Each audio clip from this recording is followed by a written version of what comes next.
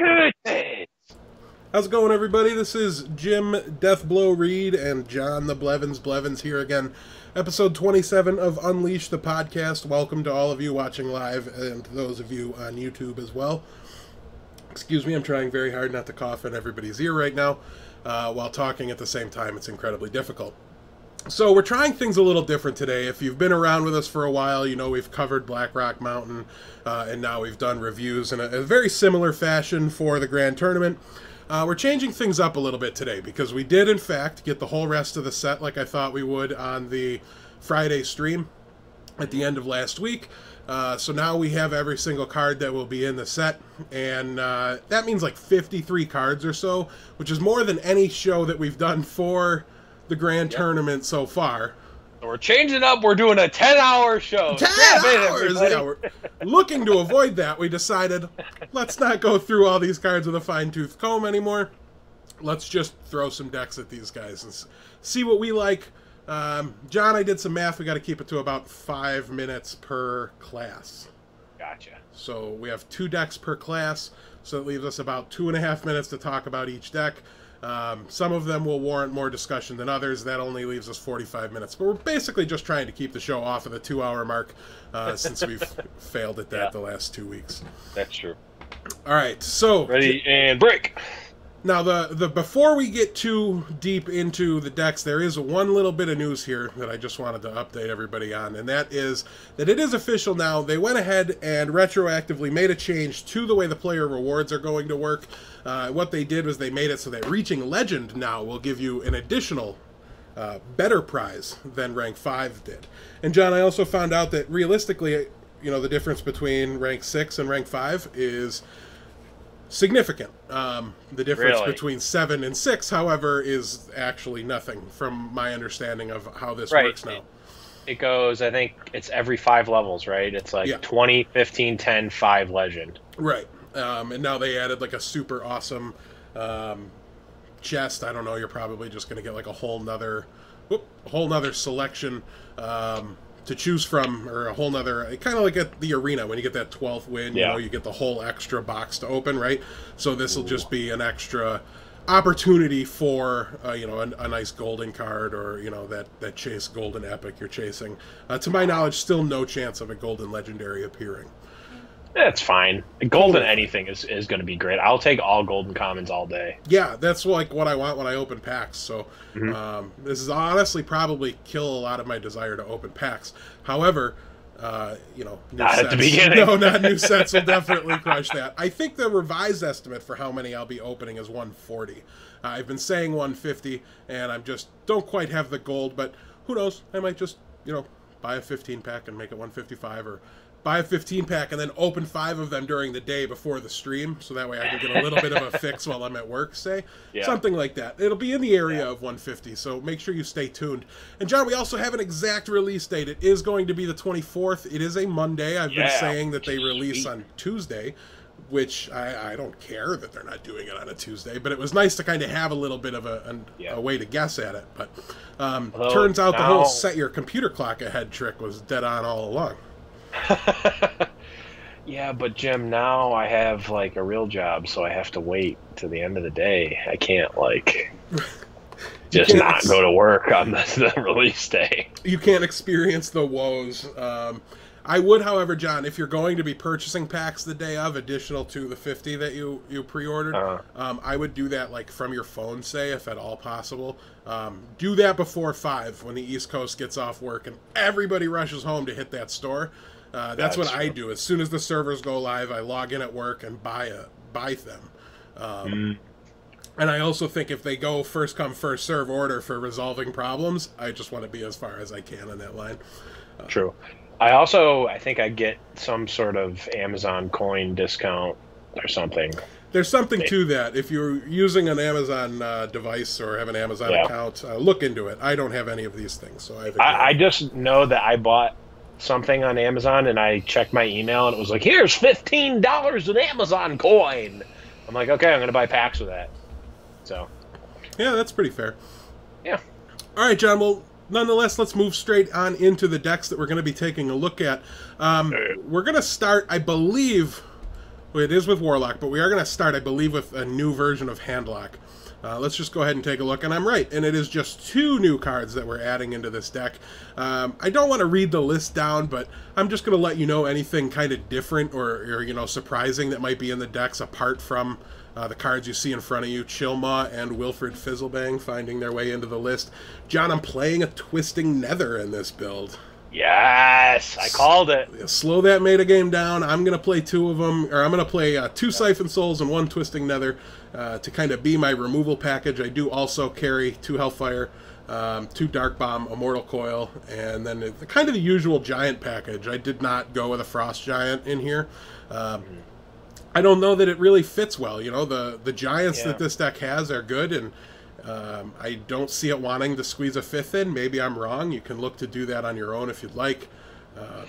Yeah, just from playing the Tavern Brawl, I kind of like Frost Giant. I might cut 1 Mountain Giant for a Frost Giant. The problem is that you can't play it on turn 4, which is really the selling point for Mountain. So maybe you don't. You might be right. You just don't play it. Yeah, I do think there's a good chance that the Frost Giant's better in the Demon variant of it, where you have a more proactive curve and you're less likely to just tap, tap, tap Giant. Tap, tap, taparoo. Here's the real question. Is Chillmaw going to have enough dragons to trigger, or do you just play it as a 6/6 taunt for 7?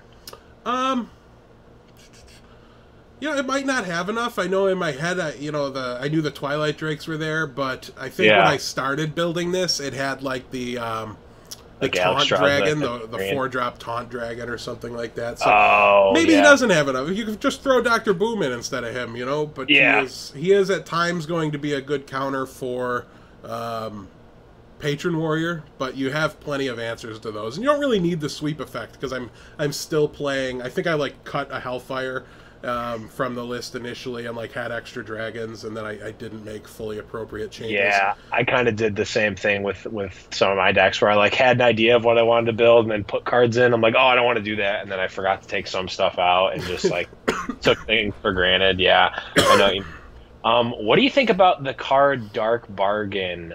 That is the 6-mana, destroy 2 random enemy minions, discard 2 random cards. Maybe not in this deck specifically, but it seems like a good. Well, it seems like a decent like control mirror card. Yeah, for sure. You know, I thought about it pretty significantly when I was building the next deck we're going to take a look at, because it's a zoo variant, and I think your hand will be empty if you choose not to hero ability, because you have one, and it'll just be really powerful. I don't know. I love that they're making cards with the discard bonus. You know, you discard and something good happens for me. So this is a card to kind of tuck away, but if you can, it's tough. It's not synergistic with the hero ability, which is impossible to replace, or near impossible.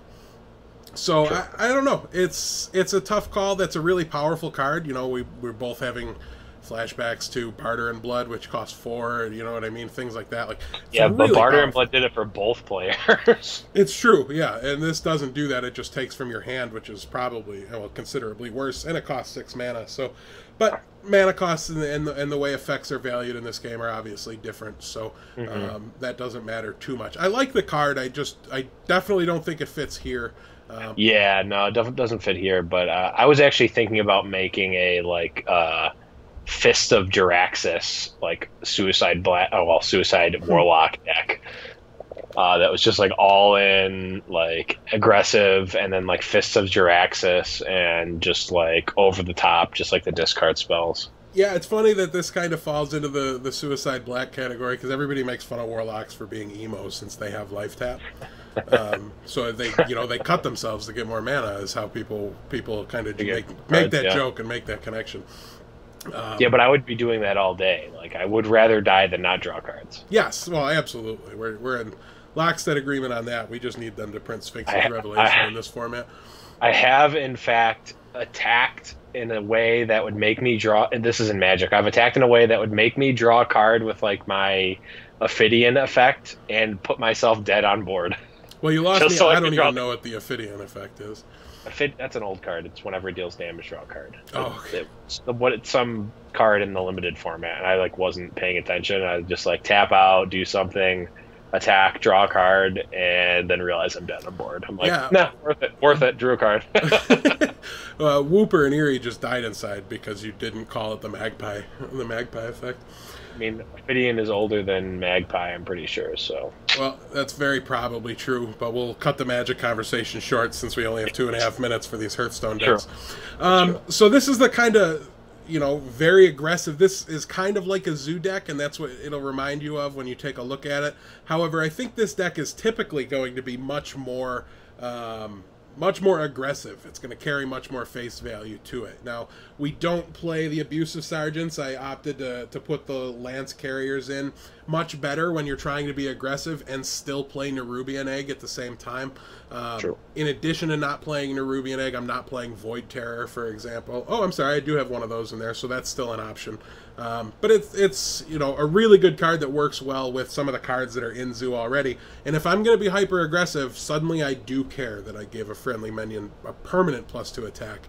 I'm still not sold on this card. We might just want Abusive Sergeant. It might almost never be relevant, but Abusive Sergeant is really good. I think you can cut something else instead of Abusive Sergeant. It also does synergize pretty well with Void Terror. Yes, it's a nice essentially makes it permanent. So, but listen, a lot of these decks, guys, they're going to be rough cuts. I made 18 decks today, 2 for each class. I forgot things. I changed them while I was building them and made some mistakes. These are just proof of concepts. And as always with new cards, always try the Lance Carrier over the Abusive Sergeant or with the Abusive Sergeant when a new set comes out, because you don't know. Your evaluation might have been wrong. You have to play with it. Also, what's are you all in on Saboteur? Is it do you think it's that good? I don't think it's that good, but I think it's really disruptive in a metagame that's going, that might be Inspire centric. This deck probably doesn't need 2 of them. Maybe you could try it out with 1. Yeah. My problem is it's really not that hard to just skip using your hero power. You just play something else. It's really not that big of a deal, it doesn't seem. A lot of classes are light on 3 and 4 drops, though. There's some that just are horribly not light on those drops, but right.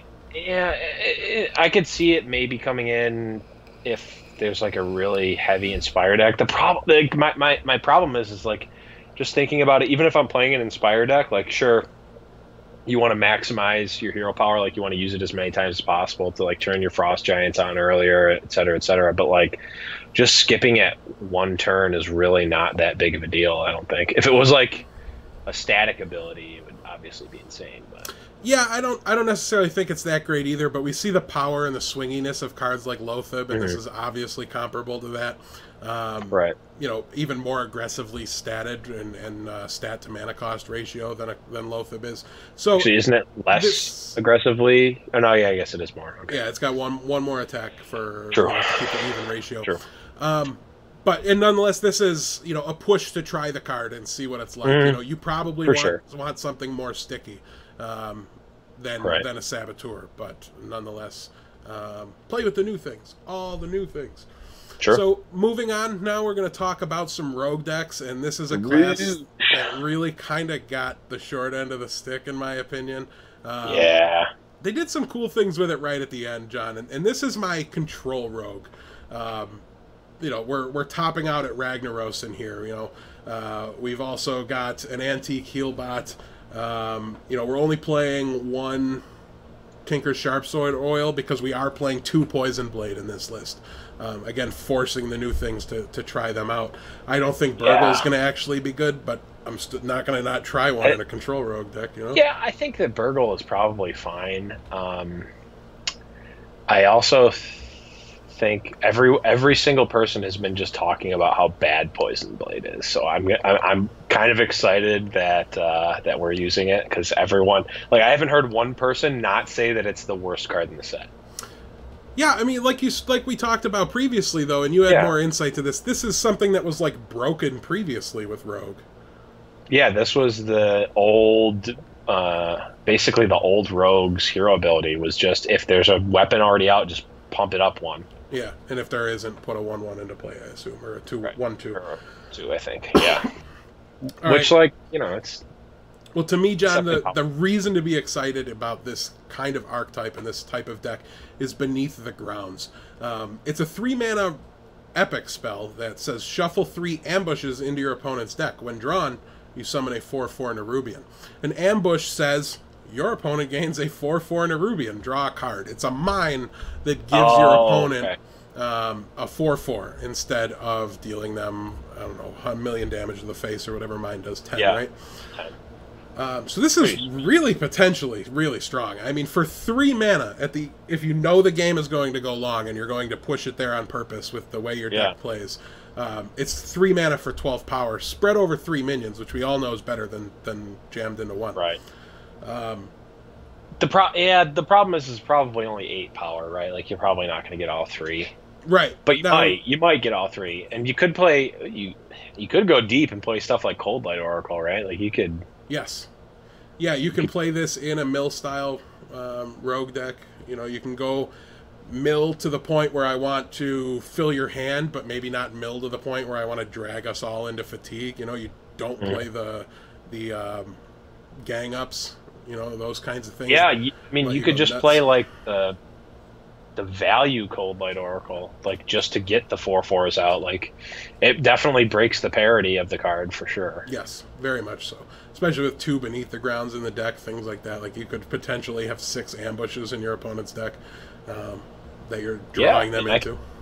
Definitely see it being a crazy niche strategy, like Mill Druid, but I think it has at least some possibility. Yeah, definitely. And yeah, I've been really surprised that everybody's just so down on Poison Blade. I mean, obviously it's unfortunate that you could just get it Harrisoned, but you know, we talked about ways around that. Like, you use it aggressively on the first charge or 2. You don't let it sit there with 3 charges building it up. That's insanity. Right. So yeah, there's, you know, lean into these cards that are bad. Don't believe people. Test them and lean into what they do well. You know, this deck might even need to play 2 Tinker's Sharpsword Oil just for the fact that this is a 3 toughness weapon, and if it's a 5/3, it's good. That's true. Yeah, it really shines in a metagame that doesn't have a lot of Harrison, or like has the one Harrison and you bait it out and goes really long, because this just gives you inevitability. Yeah, everybody thinks this is bad. So when you have a 3/1 weapon and your opponent wants to kill your poison, and then the next turn you slam Poison Blade after he drew 1 card, like, that can potentially be really strong.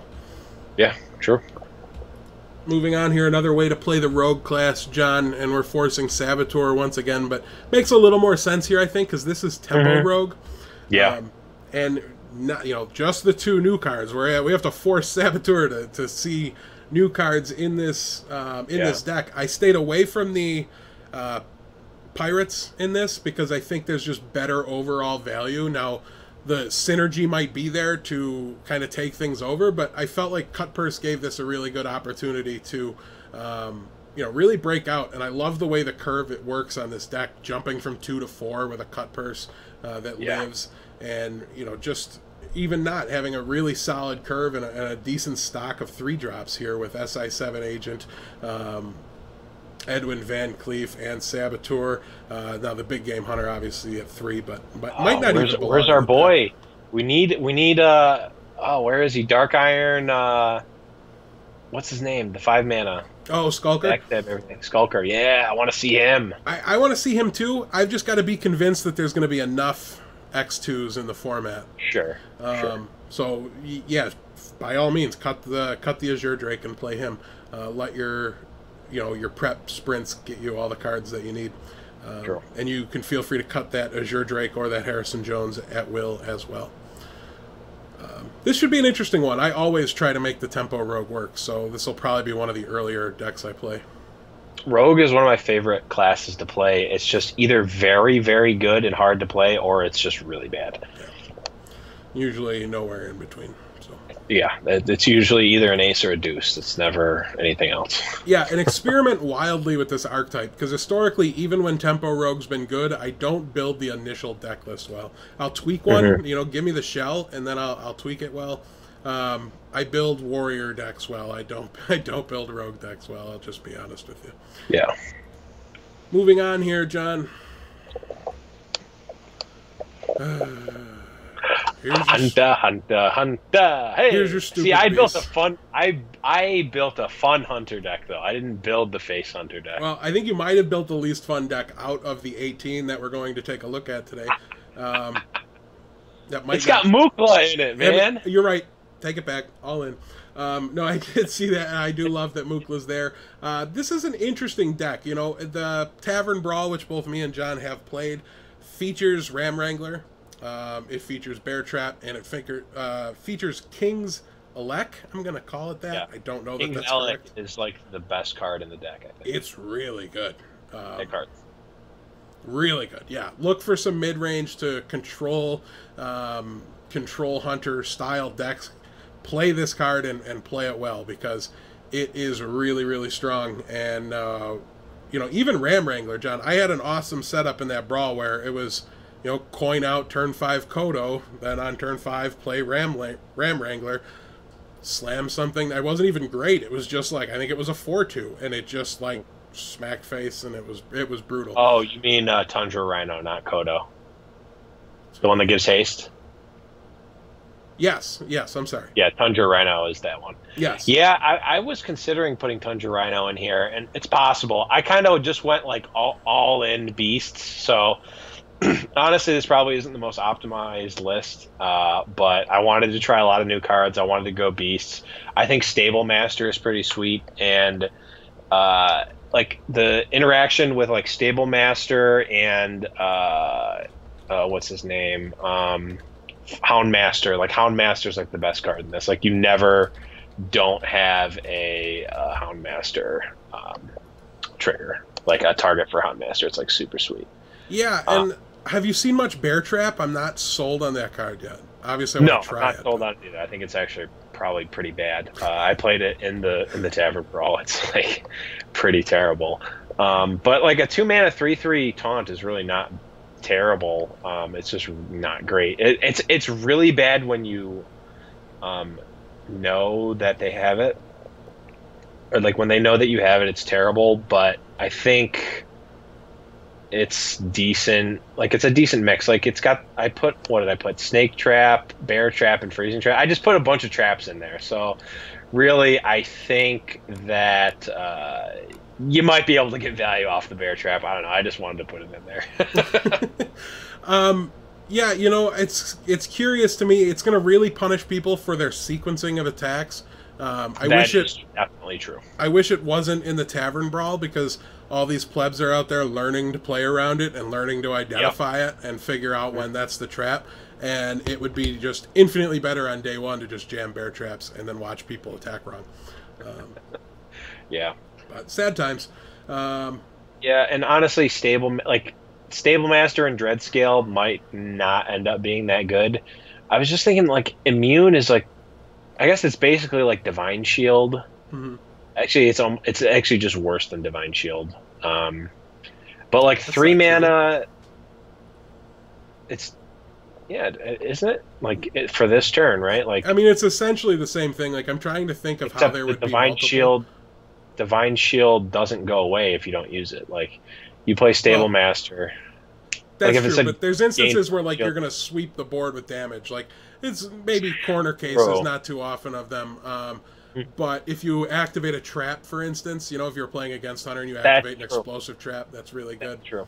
The problem is that you still lose your Stable Master to the explosive trap, so it's not super great. But I don't know. I just thought that, like, yeah, I want to try it out anyway. And Dreadscale's the same way. I think the Dreadscale's probably not that good, but this is more of a, I don't know, like a mid-rangey beast deck. So if you can like ping stuff up, I don't know, it's probably not good. It is a beast though, which is nice. If you do want to play Dreadscale, what I'll say is don't play the Snake Trap that's in here. But yeah, that's probably true as well. But going Dreadscale into Houndmaster is still probably pretty good. Just having a 3-mana beast, like the best one is Mukla into Houndmaster. I've done that before. It's insane. And like even like King's Elec, like just play King's Elec, draw the Houndmaster, and then coin it out next turn. It's like pretty good. Yeah, King's Elec is the reason to play a deck like this to me. I just really like that card. It's really strong. Yeah. And one last thing about this deck, Thin Mint brought up that they already have an immune thing. That's true, that card's bad, but this at least is attached to a decent minion, so I thought, maybe. It's probably not good, but I don't know, I wanted to play it. Yeah, like you're adding to the board. You're not losing, theoretically you're not losing tempo with the other card either, but right. Yeah, you're gaining something on the board. You're increasing your tempo and your board presence, and then making your trade. So this is definitely better than the other one. Still sure. might not be quite good enough. If she was a beast, it definitely would be, I think. But. Oh yeah. All right, this is the other kind of hunter, John. This is the Jim kind of hunter. Again, just 2 cards different, and I'm not even sure the power shot's correct. I'm just forcing it because I kind of like it. Yeah, kind of cool. Yeah, Lock and Load is going to be a, kind of card that you build an entire deck around, and it's powerful enough that you really should be able to pull this off fairly decently. I'm playing 2 Loot Hoarders in here just for the opportunity to cycle, help me get to the Lock and Loads faster, help me fill up on the right kind of spells. There's some you'll find yourself using earlier rather than later. We might want to cut Power Shot for Bear Trap, things like that. But for the time being, very few neutral cards because we're just mostly running out a whole mess of Hunter spells here. Now, you had to have seen a lot of this from the show matches and stuff, John. What do you think this will be able to do in the meta? Do you think it's got a chance to keep up? I thought that it might until I played the Brawl today, and I'm like super underwhelmed with Lock and Load.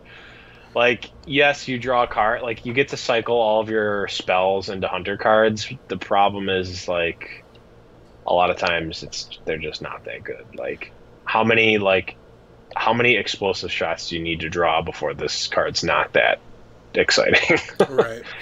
Right.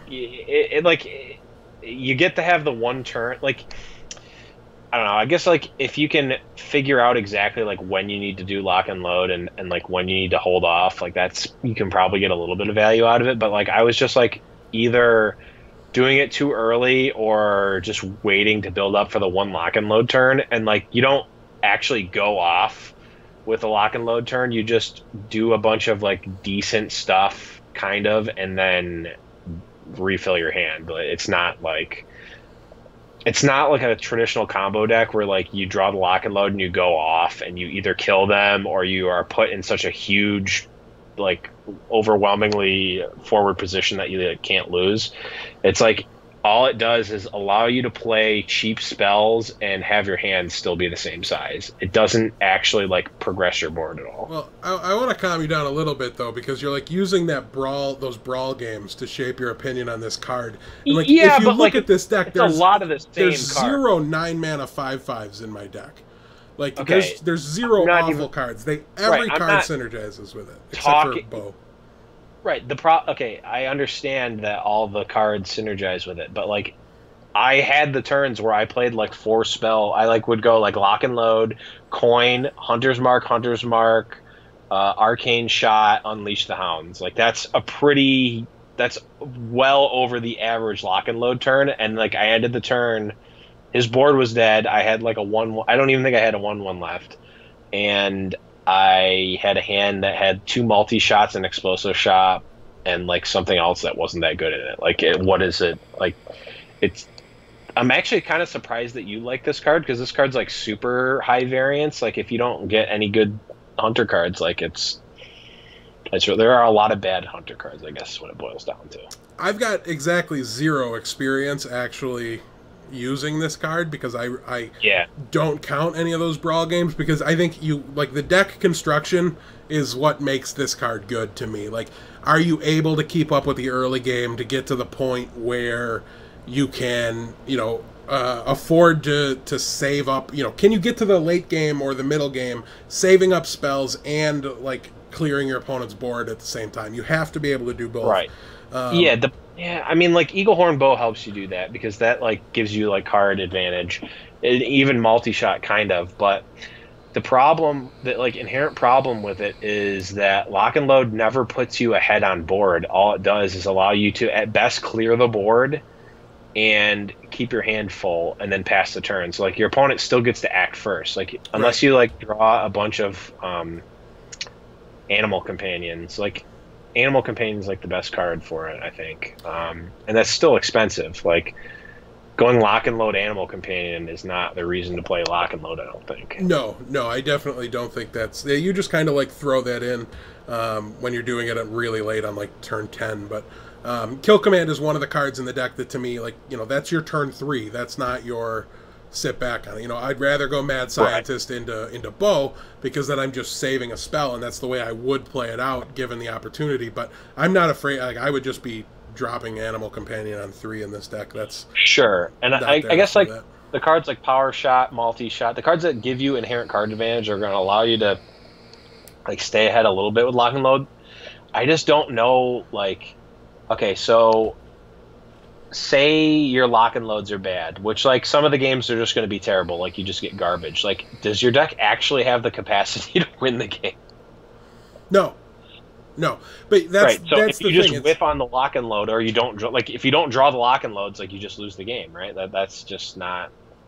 Yeah, but I mean, where if Warriors 66% to have the Fiery Wind Axe on turn 2 if they mulligan for it, like I'm mulliganing every non-lock and load card in this deck's opening hand. Sure, but like unlike the Warrior deck, this deck just loses if you don't draw the lock and load. Like except if you like count the like Undertaker days, but those days are skewed for everything that wasn't Undertaker. Yeah.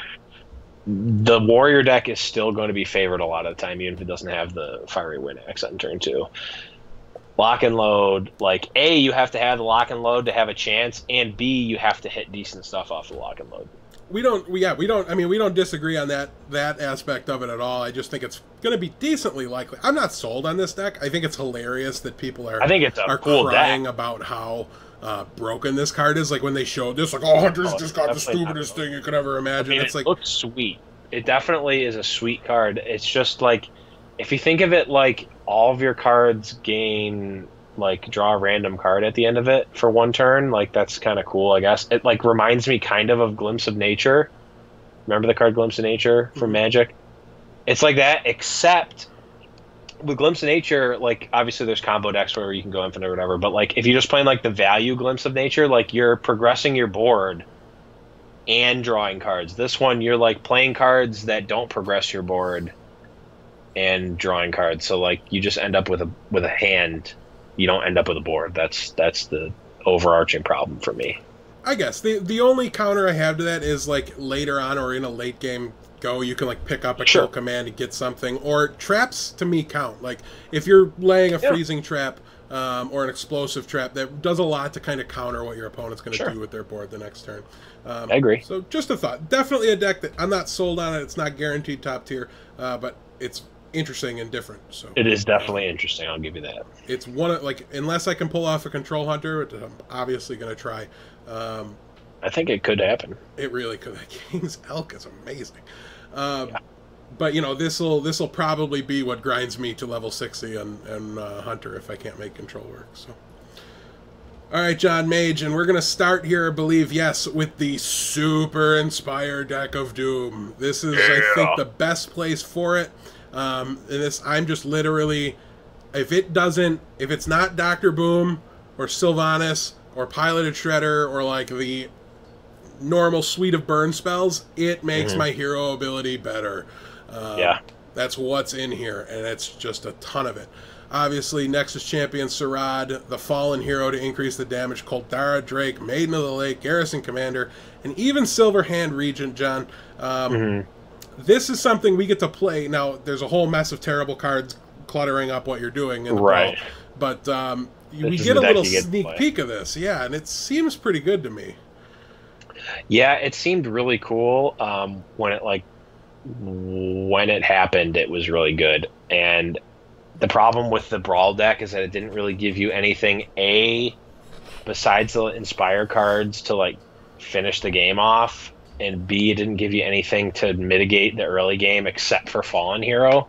Right. So like if you like got off to an early start, you just lost, and there was no sweepers or anything, I don't think, in that deck.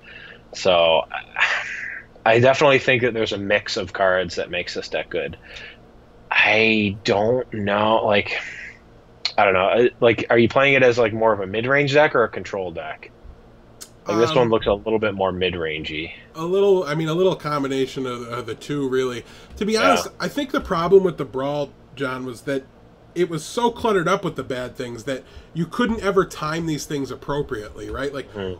what mage deck's not going to have Flame Cannon and Frostbolt and Unstable Portal to kind of handle those early awkward turns where you want to kill something, but you don't want to be exposing your Fallen Hero or you don't want to be exposing your Right. Garrison Commander. You want to save those guys for value to a little bit later in the game, you know? Almost Mm. all these cards have like an additional cost to them. They don't cost what they say. Garrison Right. Commander costs 6 mana when you think about it. Like, in order to get his full value off him right away, obviously there's Right. plenty of times you're going to slam him on 2 because your opponent didn't do anything. Right. But when your opponent does do something, like so many games I would start with the lowly Squire because of course I'm playing that card. Thanks, Brawl. And then I go to like, what am I supposed to do when my opponent then plays his King's Elk? And I need Yeah. to like use my hero ability to ping his face so that my guy's big enough to trade? Like, Yeah. come on, Brawl, you're better than this. I don't know. Yeah. There's a lot and, of like, goofiness to the start of that deck in the Brawl. yeah, like the payoff for that though is the frost giants, which I am kind of surprised you don't have in here. I think that like the random like, oh, I'm just gonna like have a throwaway turn where I hero power them twice or something, or like, you know, maybe it's not the best, but you're at least gaining something off of just like randomly weaving your hero power in. Every turn or every other turn or whatever. Like this version of the deck, like obviously you get an insane amount of value from using your hero power when you have Inspire guys out, but you don't gain anything inherently like through the Frost Giant that like rewards you for like, oh, turn 2 I have no play, I'll just hero power them. I mean, obviously you're going to do that anyway, but like you don't get the extra value from doing that without the without a Frost Giant. I think I would try at least one of them. Kids at home, I just threw these decks together fast. I forgot Frost Giant. And Yeah, no. I'm glad I did because it's a whole lot harder to fit 7 pictures of cards up there than it is 6. Cut a Silverhand Regent. You know, those are very extraneous. Cut Flame Cannon. Cut Dr. Boom or Sylvanas, depending on what your mana curve looks like. Cannon, I think. Cut Unstable Portal if you like before Flame Cannon. Yeah. I think you absolutely need the early game removal in order to get to like this is a very like mid to late game deck. Like you're going to have those turns, set. I would also, I mean, obviously, like you put this together really quickly. I would probably consider Blizzard instead of Flame Strike. A, because it's cheaper, and B, because like if you need to do the extra points to finish it off, like you're going to be rewarded by being able to use your hero power multiple times. So it's not like, oh well, he has 2 X3s out, so I got to choose which one I kill. And it's like, no, you have Garrison Commander out, so you can Blizzard and then kill both next turn, or like you have Cauldron Drake, you can kill all 3 or whatever, like, and Maiden of the Lake. Like you can definitely turn your Blizzard into a Flame Strike pretty easily, and it like at worst it like kills a couple guys and then freezes their board, which is nice. I was going to say, I think it might definitely be the way to go because the late game with this deck, and you'll see it in the Brawl when you play it, you know, there's going to be times you go into a turn with a Maiden of the Lake out or a Fallen Hero on the board where they couldn't finish off Koldara Drake and it lives for a turn. And then you like play one card and your hero ability is Pyroblast and it drains all your mana and you just go off. So this deck gets really bursty at the end. So the ability to just freeze up those 7/7s and Flame Strike doesn't kill Nexus Champion Sirad. That card's going to stick around. The ability to stop them on the attack might completely be a game changer for the race. So definitely consider that. You know, starting your turn with even just one Inspire guy in play and like a Garrison Commander is just backbreaking for the opponent. Well, moving on, this deck will have a variant in play. It's strong, it's interesting, it features a ton of new cards, so expect to see it. I'm not sure how Also, great it'll be, it but looks fun. Yeah, it does look super fun. A lot of epics, but still. Yeah. Open 1 million packs, and then you'll just get them all. Yep. Now, John, this is a new take on Tempo Mage, and you can see I went really crazy adding the new cards. I subbed out the counterspell and played an effigy instead, and I decided to play Ronin because 3 copies of Arcane Missiles going into an Arcade Antonitis turn seems pretty good to me. Yeah, I had a change of heart on Ronin. He's actually probably insane. He's definitely pretty strong. I undervalued 3 Arcane Missiles by a pretty wide margin, I think. I think looking back at the podcast from last week is going to make me look kind of silly and how I undervalued him. But yeah, he definitely seems insane. Yeah, I'm a big fan of him, and this doesn't, this deck doesn't have to change a ton to get considerably better. Effigy is really good for tempo. If somebody thinks they're making a trade and they're prepared for the duplicate effect, this is going to catch people off guard early. I mean, if you think of Effigy as turn your guy into better piloted Shredder, it starts to seem really good. It just makes a piloted Shredder that just turns into a 4-drop, and if they kill piloted Shredder, it gives you a 2-drop and a 4-drop. It's true. Maybe we need to start playing piloted Shredder. Oh, you're not piloted Shredder? Oh. I mean, no, it's still probably a folly not to play piloted Shredder, just because of the power of the card, but.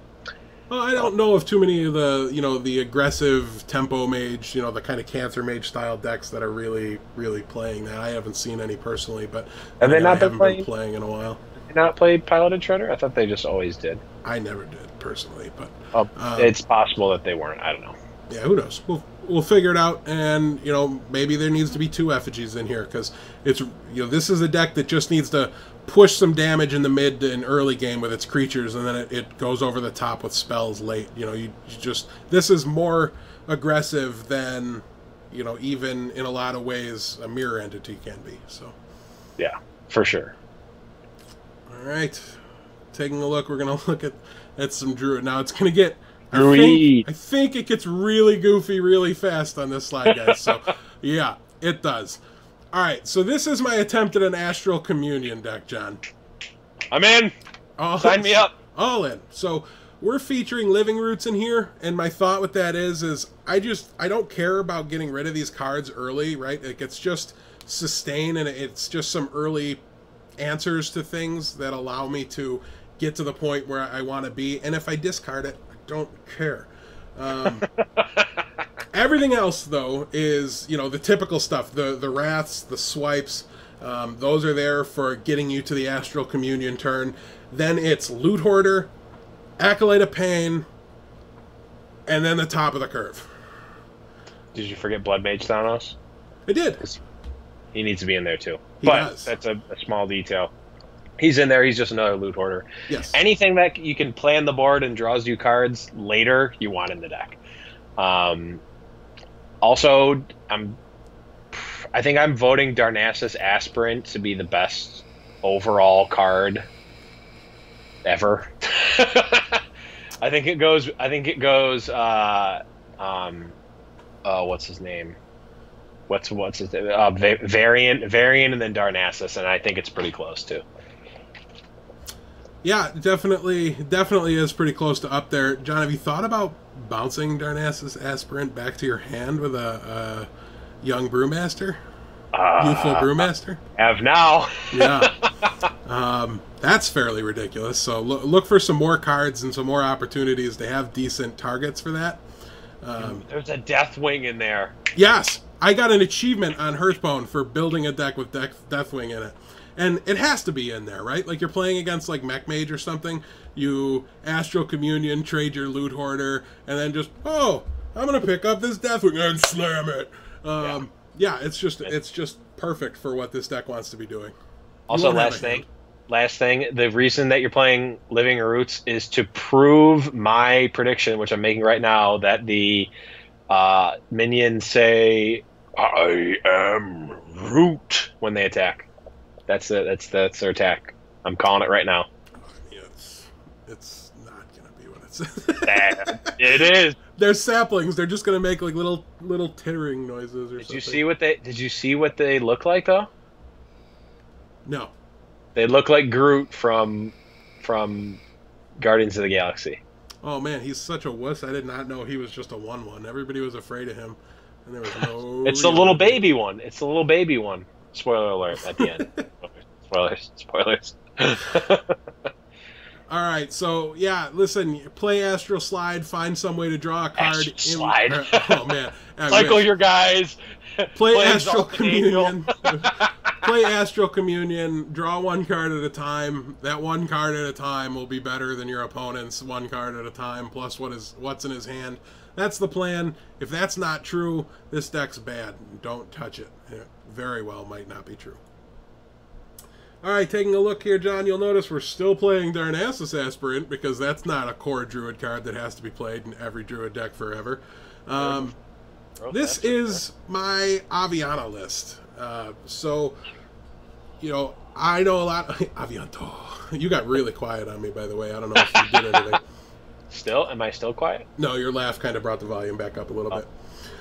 So, John, a curious card here that we haven't seen before. Mulch is a 3-mana Epic Druid spell. Destroy a minion. Add a random minion to your opponent's hand. Hard removal for the legendary minion at the end of the game in Druid. That is an interesting card. It's probably worth it every time, I'm guessing. I don't know. Yeah, I mean, I'm in.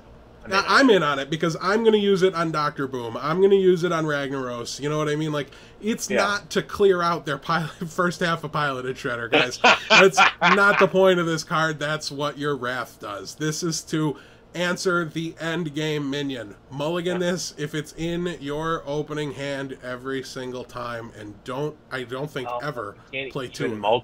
You can't even mulch your own. Well, you can mulch your own guy, but it adds a minion to your opponent's. Yes, yes. Maybe your guy. Maybe you really need your guy to die though. There's some solo game modes where I would have done it. True. John, any thoughts on this here? Astro Jouster is sweet. I like that card. I want it. I almost built this deck exactly like the just all in Fatty Boom Booms, Taunterino, Cappuccino deck. Yeah, I'm in. I think you might have made the folly of not having enough dragons for Chilma in this version. I think you did. You definitely did in the other one, but there might not be enough in this one. But I probably just tweaked the numbers on the late game ones. Like, yeah, you can add a Chromagus or you know, any of those big boom dragons. So yeah, we are playing two Azure Drakes, and I'm not. Well, no, I'm sorry. I'm still looking at this like it's the Astral Communion deck, and that's not the case. That's a much better minion in an Aviana deck than an Astral Communion. Also, there's no combo in this deck. So, and the sad part is that none of this stuff is probably better than the combo. I'm never playing combo Druid again, so we don't have to go. Oh, Jim's showing us a Druid deck. It doesn't have combo. Right? But it's good. So who knows? I think that I really want the Astral Communion deck to be real because I want to play it. But who knows? Definitely fun, though. Astral Communion seems super, super fun. But, like, at the same time, it seems like it would just get so boring so quickly. Yeah, I feel like you either win on turn 4 or lose on turn 4. All I know is the moment you cast the Deathwing and don't have any cards in your hand... your opponent's going to concede. Like, it's just... If he doesn't have BGH just sitting there waiting, he's gone. Oh, that's right. And they added instant concede to Hearthstone now, so there's no more delay in the concession. Oh, is that real life? That's what I saw. So now it's going to be like, I am Pump! He's not even going to finish saying it. That might be our entire after show is us testing that, by the way. But nonetheless, we will move on here as we still got 4 more classes to go. It's a lot of stuff. It is a lot of stuff. John, this is my very, very rough draft attempt at the Priest combo deck. Nice. Yeah, I wanted to include both Confused combos and Holy Champion combos. I think it's important to diversify your ability to win the game. I did not play... because I kind of view this as a Holy Champion deck, and then I play one Confused to kind of give me that flare finish if, you know, I have to use my Circle of Healings for other things, etc. Right. You can use one to pump an an injured Blade Master early on in the game and still be okay. You still have two kind of win spells at the end. Right. Yeah, a lot. I'm playing both of the Lightbane, Darkbane twins. They're both sweet. There's 4 power words in this deck. I'm playing Glory and I'm playing Shield. I'm playing 2 Villains Chosen. Sweet. Yeah, I really like it in a Holy Champion deck, especially because the Holy you put it on the Holy Champion attacks. We've seen how it works with the Blessing of Wisdom, where you're going to draw a card when it attacks. It happens before the damage happens. So that means his trigger to add his attack is going to happen, in my head at least, before the Holy Champion hits the face. For sure. So, it should. Yeah, it definitely should. And one thing I don't like is that there's only one Light of the Naru, but besides that, I'm in. I'm playing 0 Auchenai Soul Priest. Still fine. I mean, it's still really good with... It's just like the small Holy Champion, right? Like, and it is a way to heal. And you can target your Lightbane, Darkbanes with it, even if they don't heal. Like, you can still trigger. That was the thing. Like, I think I cut it for the second power word Glory when I was doing the list and kind of tweaking numbers a little bit. So I kept the targets the same, which was very important to me when I did it. Very well might be right to play 2 It's also of them. really good with Injured Blade Master. Yes, that is definitely true, and especially since this is a deck where we don't necessarily want to be Circle of Healing the Injured Blade Masters, maybe that makes it even more important to bring it in. I did really kind of like the idea of the Maiden of the Lake and the tournament medics. I almost played the Garrison Commanders to really kind of drive home that ability. Like, if you can pump that guy's toughness up.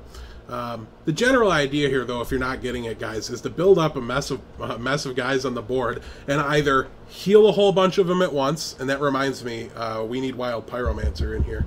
You have to play that card. You heal a whole bunch of them up at once to pump a Holy Champion and win the game, or you get a bunch of guys, you pump up their toughness. You know, they come with a lot of stock toughness, looking at Death Lord. Tournament Medic, just go boom! Right, yeah, Tournament Medic is huge for that. And then you just confuse all these guys with huge toughnesses, and that's why Tournament Medic and Maiden of the Lake are so perfect.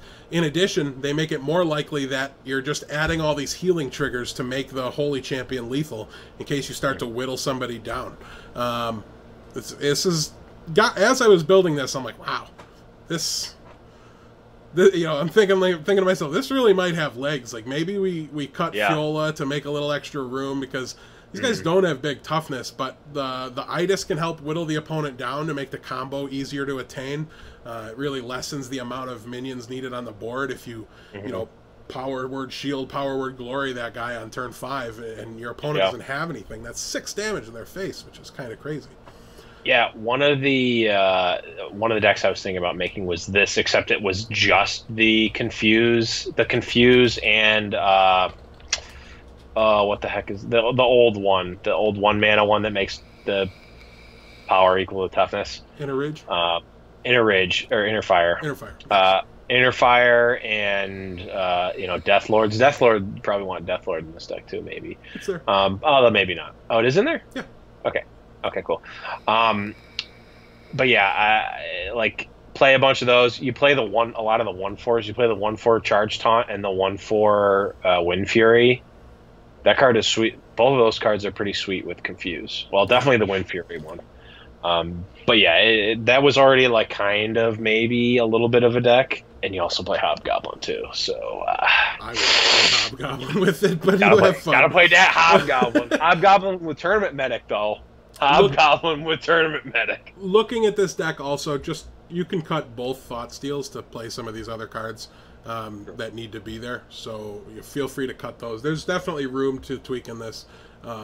Definitely, though, I see a lot of potential when I look at this. I almost want to build the Cummings Brew. Almost. Maybe, someday. Also, we're not doubling any toughnesses in here, which is why I don't play the Inner Fire as well. Yeah, the Confuse is just more of a one of like backup plan, whereas in my deck it's like option 1. Yeah, we're gonna win Fury, win that game with one guy. Yep. All right. Another deck, John, I really think has a lot of potential is this Priest deck. This is a dragon-based Priest control deck, and it is really strong off the back of Virmrest Agent. It's a 2-mana rare card for a priest. It's a 1/4 with Battle Cry. If you're holding a dragon, gain 1 attack and taunt. 2 mana, 2/5, John. No, 2/4. Oh, yes, I'm sorry, 2/4. Nonetheless. If it were a 2/5, it would actually be significantly better because it would get through Piloted Shredder, but as it is, it doesn't, which is just kind of disappointing. But it does stop everything in the early game real good, like. And with the Justicar True Heart, the Nexus Champion Sarad, and all of the other, I'm sure, late game boom booms that you have in here, it definitely seems like you can win a late game. Asarian, Nefarian, Chromagus, Chilma. We have Mind Control, and we're playing a Cabal Shadow Priest as well, which was the main source of winning the game for the old-style Priest Control deck of the current meta. So I guess we'll count that as well. This deck could also play Master Jouster very easily. It doesn't necessarily need to play Justicar True Heart, but, you know, take me to Funtown, Justicar. That's where I want to be. Yeah. He just is too cool for me. Like, I just wanted to put him in every single deck, and then I'm like, oh, it's lock and load. I don't care. Yeah. But yeah, I don't know. This seems like it's going to have some pretty significant potential, and I'm curious to see exactly where the meta lands, because that's the thing with these control decks, right? Is you need to brew them very specifically. Like, you can have 29 cards, and the 30th card can mean the difference between getting the legend in 2 days and, 3 weeks. That's true. Or never. Right. With a priest control deck, never is a very real possibility if you're not building it right. So look for a style of this. The numbers are very fluid with any control deck all the time. So, your typical suite of hate cards all apply here. Yes. But this will be great if there is any face left in the format. This should mop up on those for sure. All right, moving on here, John. Speaking of face, I think this is going to be the preeminent aggro deck of the new format, and it's taking the shell of the current preeminent aggro deck in the old format, and I'm just now really hating how poorly I centered the Idis Darkbane between those two cards. But nonetheless, I'll just have to grit my teeth and bear through it. It favors the Warhorse Trainer a little bit. It likes that card better. I mean, everybody likes that card a little bit better. Card's really sweet. Competitive Spirit's also pretty sweet, John. That's the new Paladin secret. So 1 mana secret that when your turn starts, give your minions +1/+1. Fun fact about this card: if you don't have a board, it doesn't trigger. Oh, that's kind of cool. Yeah. Kind of. I heard it. If somebody was quoting a verifiable source. I think it was the Withrune guy. Yeah. And I don't know that I saw the tweet myself, so don't quote me on that. But that is my current understanding of how it works. It would just be really bad if it didn't work like that. Yeah, I mean, it would definitely be on the rough side. And this is a deck, too, that might want to play Fiola. But Fiola is, in my mind, significantly worse than Idis, so I'm not sure. Yeah, it's way worse. I just don't know. You might want both. I don't know. Yeah, it was hard because you need to be very mindful of your curve with this deck. And look for other people to make a much better version of this, because this was Jim sitting down making an aggro deck. So yeah, I didn't care, and I didn't have much confidence in my selections. So feel free to tweak it, but this general shell and this strategy is going to be pretty strong, I think. Yeah, I mean, it looks pretty fine to me, just offhand. It might. No, I guess I feel like all in aggro. I think there's some card it gives like plus. What is it? It gives. I felt like it gave +3 attack and Divine Shield or something for 3 mana. Yes, that card. Is that what it does, or is it +2? Like, pretty sure it was +3. 3 mana. 3. Yeah. 3 attack. Yep. So I thought maybe that card is decent, but it doesn't curve that well with Idis, which kind of stinks. But yeah, and we're high on the 3 drops already with Muster and Warhorse. I guess we're not as high as I thought we were. It's just Muster, Warhorse. There's a lot of 4s. I'd probably cut the Hammer of Wrath for the other chick. Very easily cuttable. It's just a little bit of reach at the end of the game, and there's not too many other options for that in the class. So, Yeah, play around with the numbers, look for other people to be playing it, but this should be as close as you can get to smorking starting on Monday when Hearthstone just becomes an exponentially better game. Yeah. Now, John, you made the aggro deck. Or I made the aggro deck, and you made the control deck. I made the dedicated control deck. So I was very proud of you, and I'll just shut up and let you talk about this, because I feel like I've been doing all the talking. I want to make the Master Jouster deck. I really, what I wanted to do, I wanted to make a deck that went late, that when it got to the late game, just had 0% chance to lose. Like, if you are getting to the turn 10, you're not going to lose. Like, Kodo Rider is insane off the top. Like, every one of these cards is just super good off the top. It's got Nexus Champion Sarad. It gives you Master Jouster to get there. The card Enter the Coliseum, I didn't even see that card until I started building the deck. I'm like, that's kind of a cool, like, brawl effect. And if you're playing a bunch of these boom booms, you're going to be way better off than your opponent is. So it really seems like, and like Justicar Trueheart gives you, so your hero power all of a sudden is making 2/1/1s. The Frost Giants are going to cost 0 pretty easily. I threw Warhorse Trainer on the list of potential cards. I think I threw the other guy on there too, Gormok the Impaler. I wasn't sure if I wanted to go like all like Inspire guys, like super like late game guys, or if I wanted to kind of have a Silver Hand Recruit a theme. So I kind of like split the difference. You could go either way. Play more Silverhand Recruit centric theme cards with like that 3/3 for 3 that makes Silverhand Recruits, Warhorse Trainer, and like Gormok. Because Gormok, like we talked about before, is really good. He's the 4/4 for 4 that deals 4 damage if you have 4 minions out. That's a lot of 4s. But he's really insane if you have that trigger and if you're playing all the Silverhand Recruits. You know how we like jokes that reach exactly one person? Yes. I think Gormok would get a hold of William Matar very easily. I was thinking the same thing. So you're welcome, Peach. We just cracked you up, hopefully, but I doubt anybody else gets the joke. So there's a lawyer around here. His commercials are, call William Matar, 444-4444. So now you know. I'll come back the Impaler. Anyways, go on. Yeah, so tournament, long story short, Paladin control to the extreme. It's going late. If it gets late, it's going to win. Enter the Coliseum's a cool card as a sweeper. The Frost Giant. It's just I'm thinking Kodo is like a really good late game card. Like even if you're like going up against like a Ysera, like if you think about the matchup of Kodo Rider versus Ysera, I think Kodo Rider ends up getting there, right? Like, the Ysera doesn't actually kill the Kodo Rider. You get 2 3/5s. Man, maybe not. I don't know. In my mind, it might work out. I think Kodo Rider's good, though. Yeah, you know, I might not be in. I'll have wasted my time crafting all these stupid epics, but maybe. But you know, you were talking about Warhorse Trainer. I think that card's great in here. You know, we're still playing the muster for battles.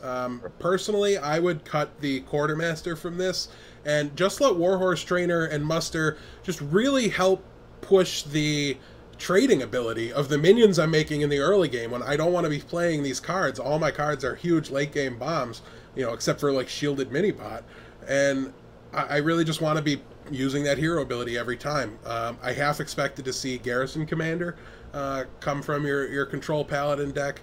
Yeah, he might actually be good enough in here. Yeah, and if you add him, maybe you want Maiden of the Lake too. Like maybe there's something to that super Inspire based Paladin control.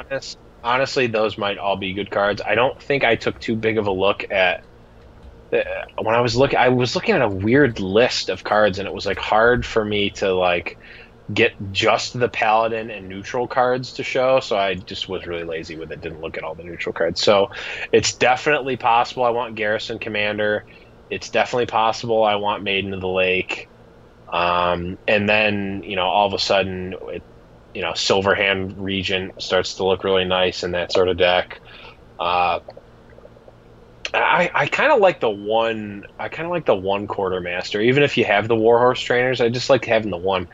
I almost wanted to make a completely just scrap the late game stuff. Just do all Silverhand recruits, run double quartermaster, double Warhorse trainer, Silverhand Regent, and Mookless champion. Throw Mookless champion in there. I kind of want to. You won't. And then Gormak would definitely. If I open a golden Gormak, I will make that deck. Yeah, he'll be all in on that. I promise. 100%. All right, so it looks like a lot of different ways to go with Paladin control, and that's the theme of the set. That's what we've been talking about. They're opening up the late game to all these classes, increases the way we can play them, and so far from doing this little thought experiment I did of 2 classes every deck go, I hate to sell you out here. I asked John to help me brew up a couple decks to talk about on the show. He sent me 2. You didn't say you wanted to do 2 of each. You just said brew some decks. I didn't know at the time what I wanted to do. He's going to be lucky if he even gets 1. Well, anyways, this is my bread and butter, and we only have Shaman left to go after this, so we are getting towards the end. These are 2 decks that I think both have a really, really good chance to make a splash in the meta, and this is Taunt Warrior, John. This was one of the ones I was thinking about making. Yeah, and looks like, I don't know, when I built these decks, I must not have known what Chillmaw did, because I don't know that there's any dragons in here. But it is a late game taunt minion, but I don't just cut it. Play something else altogether. I kind of had a feeling that you didn't read the if you're holding a dragon part. When we talked about it in the other decks, I'm like looking and I'm like, no, there's Azure Drakes, and I look at this one and I'm just like, no, I don't. It was just a coincidence that there were other in the deck. Actually, though, this one was built like 3 days ago. Oh, okay. And all the other ones were built today, so I might have remembered for today's. The world will never know because I was working when I did all these decks. But nonetheless, Taunt Warrior, play a bunch of taunt minions, bolster in the late game, profit. Play a taunt wall, play Kel'Thuzad, profit. Like this is fairly straightforward, but looking at all these cards, looks pretty strong to me, John. Yeah, I think like a lot of times, like just playing a bunch of taunts like doesn't really get you anywhere. But when you have the bolster and you don't need to like draw your taunts and big guys in the same order in like the correct order, you can just have them all be taunts and then just bolster and just crush. Like, it seems really good. Yeah, John, Sparring Partner is an interesting card too. I don't think we saw that since the last time. It's a 2-mana 3/2 taunt minion that has Battle Cry. Give a minion taunt. So obviously, I'm going to play Black Knight in a deck where I'm playing this guy because that now enables me to kill anything on my opponent's side of the board. I didn't know it was anything gets taunt. That's sweet. Give a minion taunt. Yeah, it's sick. So look for that opportunity to really kind of blow your opponent out of the water there. Against aggro decks going turn 2 turn 1 coin Armor Smith, turn 2 Sparring Partner, that Armor Smith, turn 3 bolster. That's it. GG. It's like already over.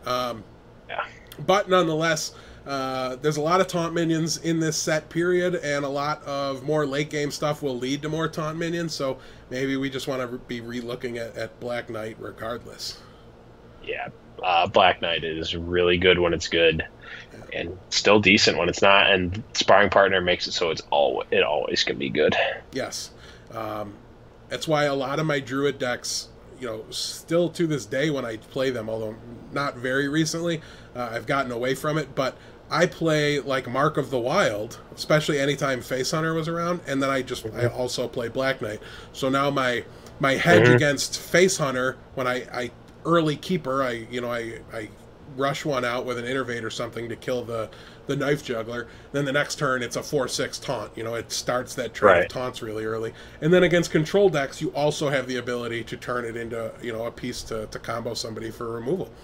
And the Mech Mage deck used to run a Black Knight to give him the old rusty trombone with the spare part. That was always a good one to do. Literally one of my favorite spare parts for the rusty trombone synergy for sure. Yep.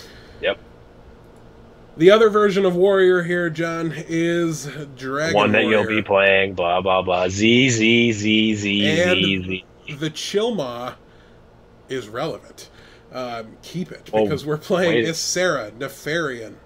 We have Chilmaw, we also have Azure Drakes, and the, what's his name here? I don't see Twilight Guardian. I don't see Varian, man. Yes, Where's yeah, the Varian? he is distinctly not in this list. I don't know that he's needed in. I think he's just like win more in this dragon style deck where you're just constantly going up the chain with Blackwing Corruptors, Alexstrasza's champions. Like Warrior has this really unique way to curve its way up the board by just like holding onto an Ysera in the late game. And I don't know that you're ever going to be coming from behind, or like in the ideal scenario, I don't think. What I guess I'm trying to say is there's so many little things in this deck that I'm not sure Varian is actually going to be swingy enough to completely win a game that's in a stalemated position with empty boards, like top decking late both sides, or come from behind with these other things. Like there's a ton of Battle Cry here, for example. There was a third Warrior deck I didn't show you. It was just like regular Control Warrior, shove Varian into the top of the curve, go. Super viable. If the meta does slow down, cut Armor Smiths. I don't know, just make your Varians better, but not too much to say about that, so I didn't want to include it. What do you think of this version here, John? I think it's definitely viable. I mean, there's always, ever since Blackrock Mountain has come out, there's been a Dragon Warrior deck, and it's been pretty good. And this definitely has some massive improvements with the Chilmaw, the Twilight Guardian, etc. Twilight Guardian especially, because now you have that like another solid 4-drop dragon to go, like 4-drop dragon into Blackwing Corruptor. Oh wait, no, that's not what you want. What was the? No, you want a 6-drop one? No, I don't remember what it was. But you have more dragons. Blackwing Corruptor turns on it, and Blackwing Corruptor is just insane when you have it.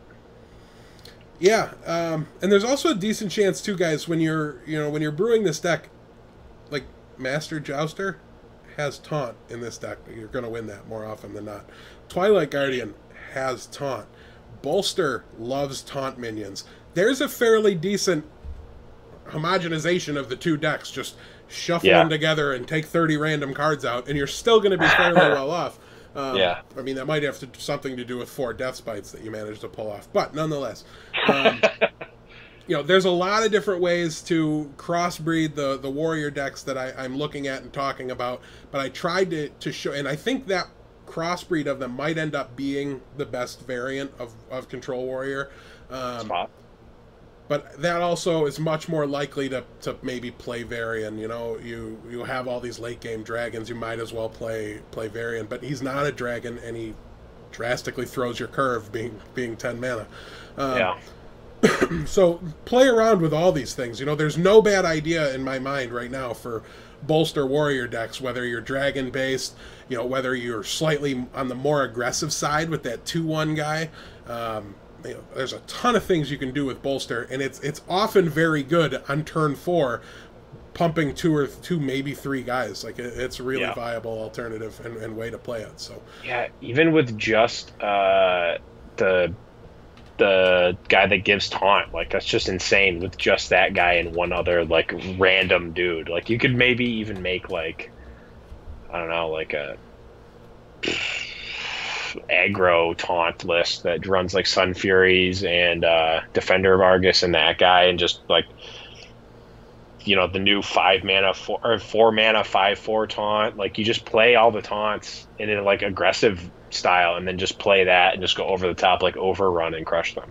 Yeah, I've definitely experimented with it. I haven't messed with the 4 mana 5/4, but he's costed fairly well, like far better than when it was 5 mana, obviously. Yeah, like Booty Bay Guardian, or Booty Bay, whatever he's called, like Bodyguard saw like a non-zero amount of play, and like this card's obviously strictly better than that. It's also way better than the Beast, the 4 mana 5/4 Beast.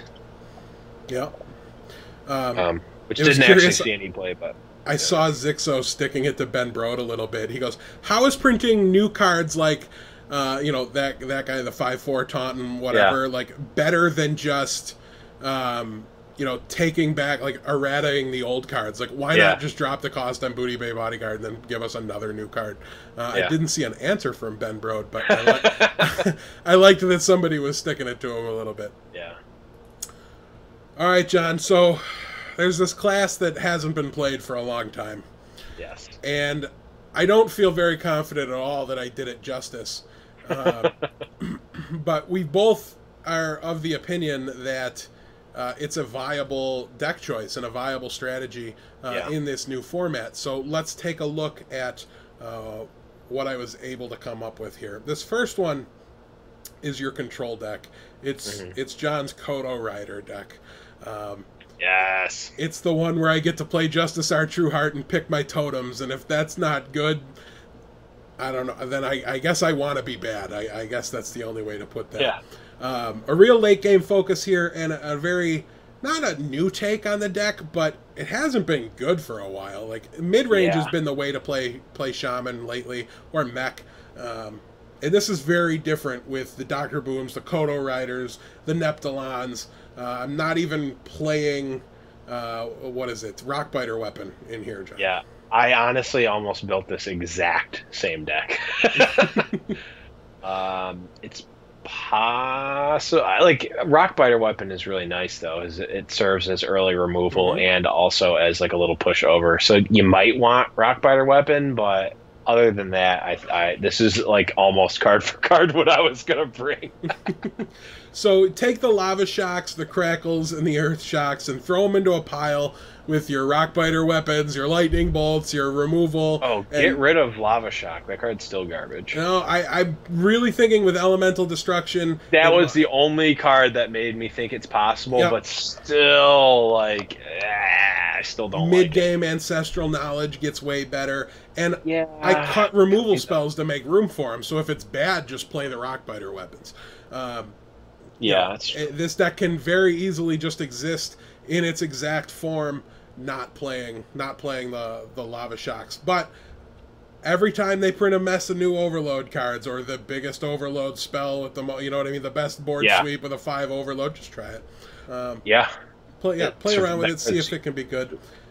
Just don't be afraid to use it without much benefit. Like, if you have to kill Knife Juggler, you have to kill Knife Juggler. You use it as a Dark Bomb if it's the same as a Dark Bomb, Right. But it's really costly to do that.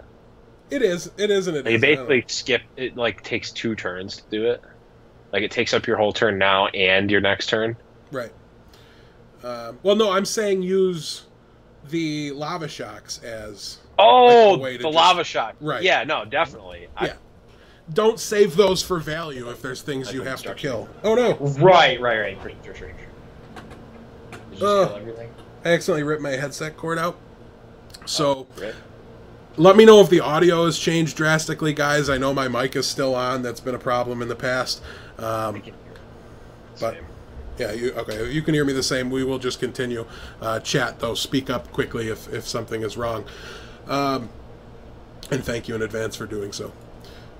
So let's move on here, John. We're running well over on time, and this is kind of that mid-range Shaman deck. Another forced Saboteur, but we're looking at Totem Golems, Tuskar Totemics. We're playing one Ancestral Knowledge to draw some cards late, and the Mist Caller, John. We haven't talked about that one yet, with an unprecedented effect. 6 mana, 4/4 legendary for Shaman with Battlecry. Give all minions in your hand and deck +1/+1. Yeah. Definitely a good card for the late game. I mean, it's pretty bad in terms of stats, and it doesn't do anything to the board, which kind of sucks, but every turn after that is insane. I like that it hits the cards in your deck too, so it's not just like, well, do I play it out now and only get like +2/+2 like with not Ragnaros, Thorison. It's like, nope, we're just gonna hit everything. We just hit everything. I don't know how I feel about Elemental Destruction in this deck because it wipes your board as well, and I think this is definitely like a board control type deck, right? Yeah. So maybe that might be a little bit different. I'm still not sold on Saboteur, but I respect testing it out in the early phases. And Tuskar Totemic is definitely in the top 5 best cards, as well as Totem Golem. I think it's like Varian, that Druid card, Tuskar Totemic, Totem Golem, and some other random card. I don't know. Mookless Champion. Yeah, Mookless Champion. So I'm going to talk for a minute about the Mistcaller, and I love this card. Okay, I love that they made it. I'm just not sure that it's playable. Yeah. It's a huge tempo loss when you play this card on 6 mana. There are much better things you can be doing. Bad. Your opponent's going to do much better things as far as its immediate impact on the board is concerned. Right. Now, the other iffy thing about this card that gets lost in the sticker value of it is the variance that it creates, right? And you look at it and you go, how does this create variance? Well, I might play this on turn 5 with a coin, and then it's the stone cold not best thing I could possibly be doing, okay? Yeah. Or I can play it on 10 mana turn 17, and it's just the worst. Like, I could top deck this late, and it's awful. Well, like, the thing is like, at turn 10, it's not any different than if it were, like, any other costed 4/4 in your deck, right? Like if it's a 2 mana 4/4 or a 6 mana 4/4, it doesn't matter on turn 10. That's true. It's an 8 mana 4/4 for both of them because you're going to use your hero power, right? So it doesn't actually matter. So that, I mean, it's still bad, but I think of this card more like the 3 mana paladin weapon that pumps up stuff. I can't remember what it's called. Coghammer? No, not Coghammer. The other one. The one from the first set. It's a 1/5 whenever you play a minion. Sword of Justice. Sword of Justice. The card, it's Vigian Hydropan from from Magic the Gathering. This card is a lot like that, except you just give it to all of the minions right now, and you also get a 4/4, which is better than the weapon. So, well, listen, this does nothing to your board. To be clear, neither does the weapon. Right. Yeah, just the way you worded it after that, when you're like, you know, it pumps your board. I think you said, instead of your hand. Oh yeah, it pumps it. Well, yeah, it pumps the things you play after it. Yeah, like this card is either very playable and a must play in like all mid range aggressive shaman lists, or it's just not quite there. Like it's like a not quite so potentially terrible Bolvar, because it is better to draw on turn 14 than Bolvar by a large margin. Excuse me, the hiccup of doom. But yeah, it's just, you know, it's underwhelming. It's not what you're going to do. Yeah. If you're alive on turn 14 and you're drawing a card, you want it to be Alakir or Doomhammer win the game, and this is not that. So. Yeah, I feel like this is way better than Bolvar, though, because it gives like such a huge amount of pump, but Bolvar is all on one minion, which is really bad. This guy just gives it all at once. Like when you get the battle cry, you get everything out of the card, and there's no way to stop it. Like you can't silence it. You can silence the other minions, obviously, but if you have it, like, I don't know, like, even if you have it on turn 10, like, everything you play after that is going to be, like, it's just going to outclass everything your opponent does. I don't know. I think it might be good enough. I'm leaning towards the side of playable, because it's not so drastically bad on the Bolvar side. But I wish it was, like, 4 mana, overload, like, 10. Or, like, double overload. Yeah, if it had like overload for 2 turns, and if they would just make it an epic, so that way I could play 2 of them. You can play 2 of them. Yeah. Oh man, you can keep bouncing them though with the young brewmasters. It's true, but I don't think that's a strategy we'll actually see play out, unfortunately. Yeah, this is just, you know, it's going to be a solid aggressive strategy and style. It has great ways to end the game. I don't know that you need both Alakir and Doomhammer. I put them in. I'm playing a Wind Speaker too, because I want to try things and I want to be aggressive, and this is more aggressive than I've realistically been with the deck ever before outside of Mech Shaman. And Wind Speaker didn't fit in there. You know, this has more solid bodies. I'd much rather, you know, Wind Speaker a Fire Guard Destroyer than Especially what's one the that has drop? +1/+1 from the missed caller. Right. Yeah, so keep an eye out for this, and guys, that does bring us straight to the Q&A portion of the show. Starting next week, you should start to see our goofy little games come back. Stump the Blevins, Bluffs, Death Blow. Bluffs, Death Blow, yes. That will be back as well in full force, as John's had content for that written for 2 months now that he hasn't been able to use. That is true. So yeah, still you can, somehow relevant. You can start to look for some more normalcy to return. Also, if you're a fan of mine, if you've not noticed, that makes me a little sad. I've only done these podcasts for the last month or so. I really got burned out on Hearthstone with the stale meta in the last month there. As much as I loved and will continue to love playing Grim Patron Warrior, I need new opponents for it, Got to add more than one deck to the metagame in order to really shake things up and get me excited for a full 4 months again.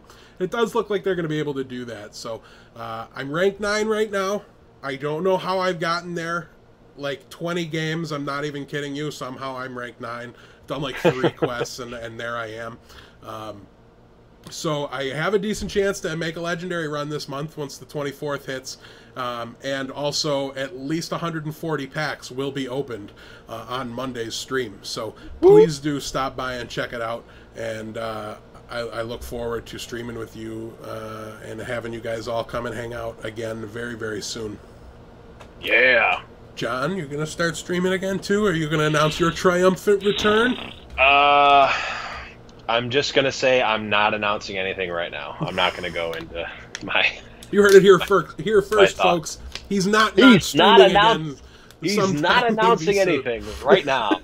All right, well, I don't see any questions, and we are going to have a slight after show here, just a little bit, where maybe we play one Tavern Brawl game against each other.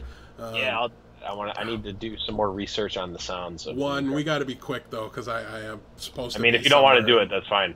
Yeah, we'll probably skip the after show this time, but nonetheless, YouTubers don't care anyways, so we're going to sign off. We will be back to do a more informal goodbye, and I don't know, yell at Elbotron for making us feel bad about ourselves again, like every time. Thank you guys so much. I'm Jim Deathblow Reed. That's John the Blevins. He's just going to wave. He's not even going to say goodbye. Bye, everybody! See you guys.